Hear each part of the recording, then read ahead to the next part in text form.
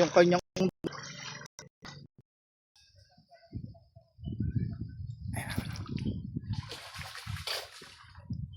pinagkakatutok sa akin yung camera.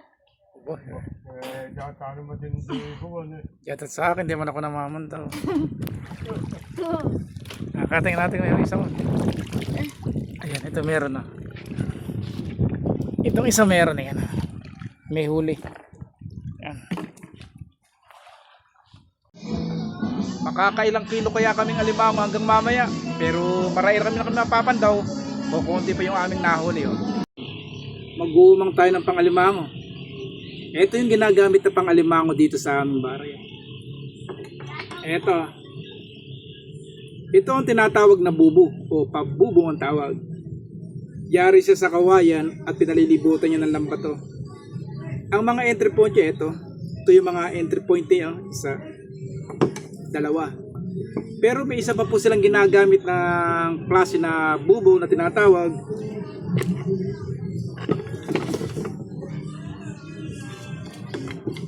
At ito po yun. Ayan. Lambat naman po itong isa na to.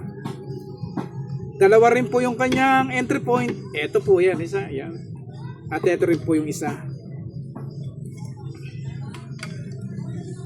Gumagamit po sila dito ng mga lambat na to. Dito po nila nilalagay yung mga pain. At pagkatapos malagyan po ng pain, ang nilalagay po nila dito ay mga isda dito sa lalagyan na to. Pagka nilagyan naman po ito ng pain, ipinapasok po ito dito sa loob at itinatali. Ayan, pagkatali po nito, ito naman po tinatawag na talaso itong mga kawayan na yan. Ito. Mamaya, samahan nyo po kami mag-umang nito at samahan nyo kami mamandaw. Ayan, tara po.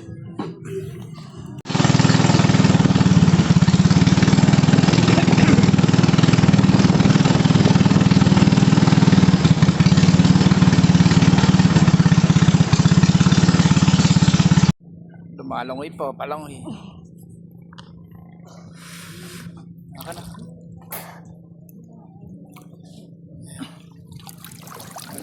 Dami mo. Tilapia. Native.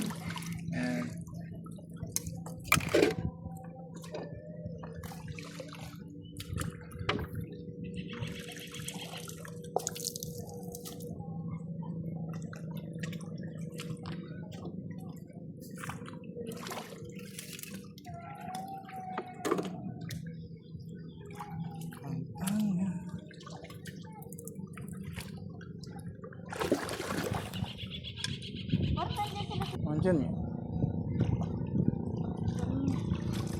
May mga ngantap, hindi pa naman. Ang dami tinap.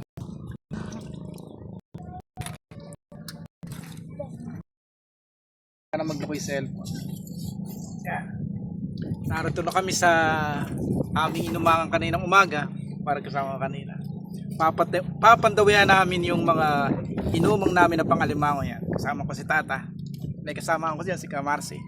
Tingnan natin kung ano makakahuli sila ng alimango. Lalagay natin siya dito. Yan. Pero yung isa wala.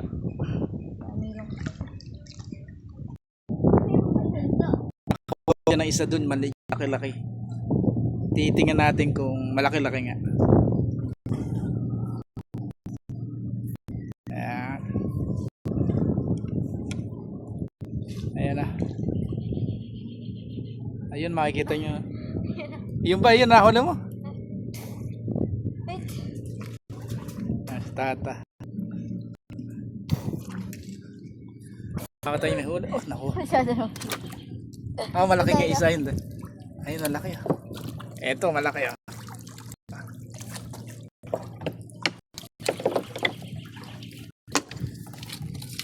Kauna-una sa page, sa YouTube. Yan pa, mandaw niya ng patang.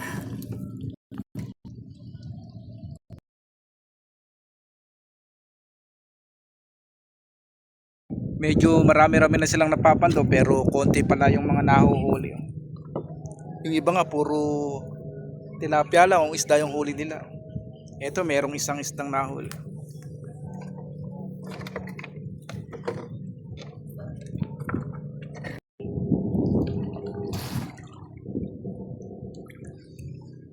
Wala na namang huli.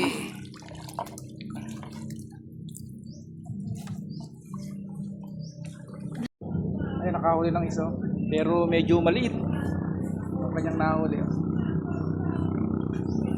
Baka maya maya kahit mga 2 kilo makahuli.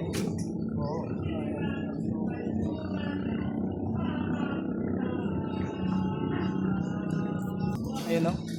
Naipuna na si Dada. Lumalangoy na naman siya doon. Pabalik. Ayan. Tingnan natin kung medyo maray-ray na yung kanyang. Nakailang piraso na kaya sila? Nalima ako. Uli. Meron. Wala. Wala po. Puro kain na lang.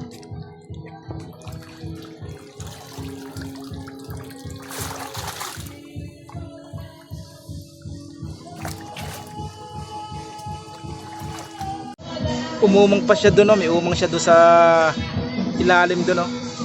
Ayan, titingnan natin kung may huli yung kanyang umang. Ayan, titingnan natin. Ala. Meron daw po, maliit lang. Ayan. Ayan. Sobrang kawasin.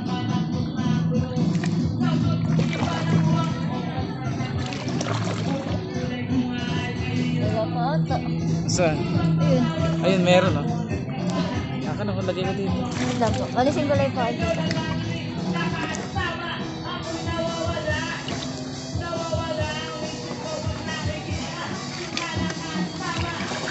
Si Billy nagwawala na.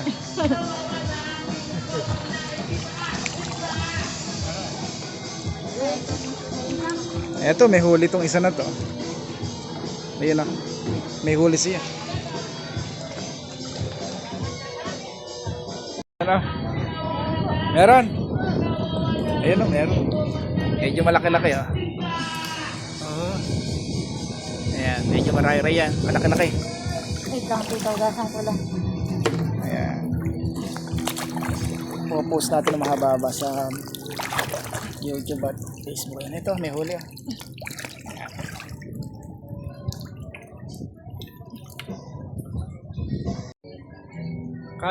Kadalasan po kasi yung mga alimango dito sa mga ilalim ng mga bakawan na to. Dito sila mga nakatira o namamahay. Yung iba po dito rin po siguro nagpaparami. Kaya dito po madalas umumong itong mga kasamahan natin. Yung iba po kasing mga alimango doon sa mga pilapil dito sa may bakawan na yan. Doon po mga naglulungga yung ibang mga alimango. Nakahuli siya ng 2 alimango. Sa isang sa isa. Ito. Yata ko ikatiti. Kita yun. Pag gano'n ko kita yun. Ayun o, 2. Ano ba ito? Alagay ka.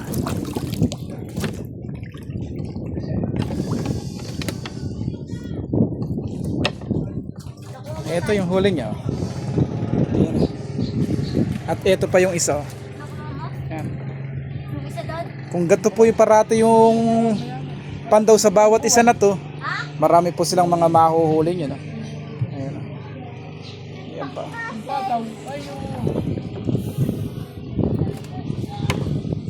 Ayan. Ayan lang po yung mga kabayan dyan. No? Doon sila umuumang sa may mga ilalim ng balsa nyo. Sa may meron. Ayun, meron pa uling isa. Oh. Ayun o, medyo malaki-laki yata yun. Bakit ito malaki? Ayun. Ayun. Pakikilala muna kapapalaki ta natin. Laki o. Laki naman. Ang kasamahan natin ngayon ng mga alimango dyan ay si Tata. At yung kasama naman niya, yung lolo niya si Kamarsi. Maglolo po sila. Tinutulungan po ni Tata yung kanyang lolo na mamandaw ng mga at mag-umang ng mga pangalimango. Medyo maratry na ito. Yung babae. Ganyan yung mga klaseng bangka na ginagamit ng pangisda dito. Medyo maliliit lang yan. Kung makikita mo yung ilaw isa na ilayak.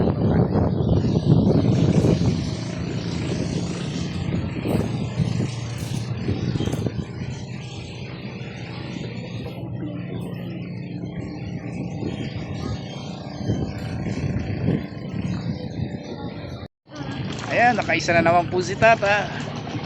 Ayan. Oh. Insan, kaway mo na kaway.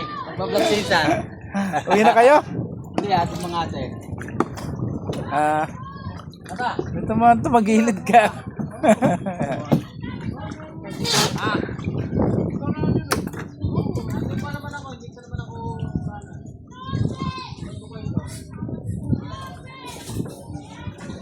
Lapit na po silang mayari.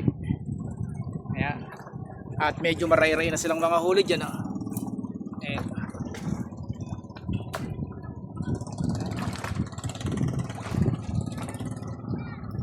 Ayan, nakatapos na po yung maglolo na mamandaw ng kanilang umang. Medyo kokonti po yung kanyang huli. Kaya po bukas lilipat po sila ng umangan. Hanap po sila ng pag-uumangan ng pangalimango dito sa mga kailugan na yan. Sa ibang lugar man po sila uumang. Doon po, iikot pa po sila doon. Ayaw pa po yata mamandar ng aming motor. Pero pauwi na po kami. Yan.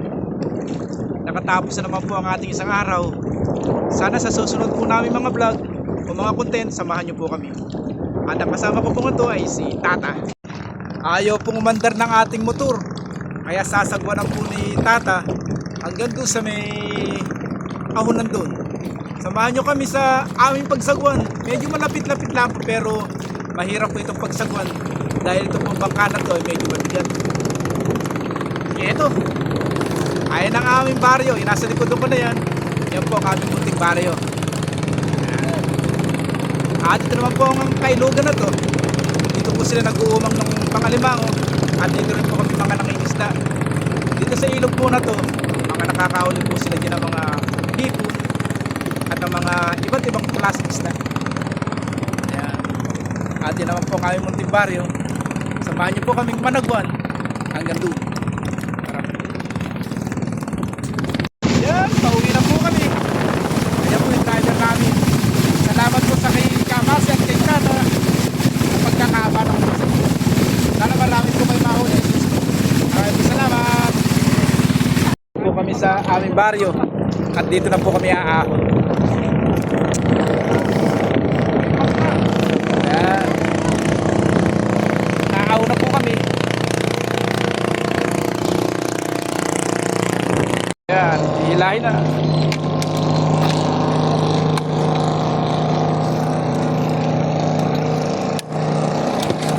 Sabi mo hindi hilahin.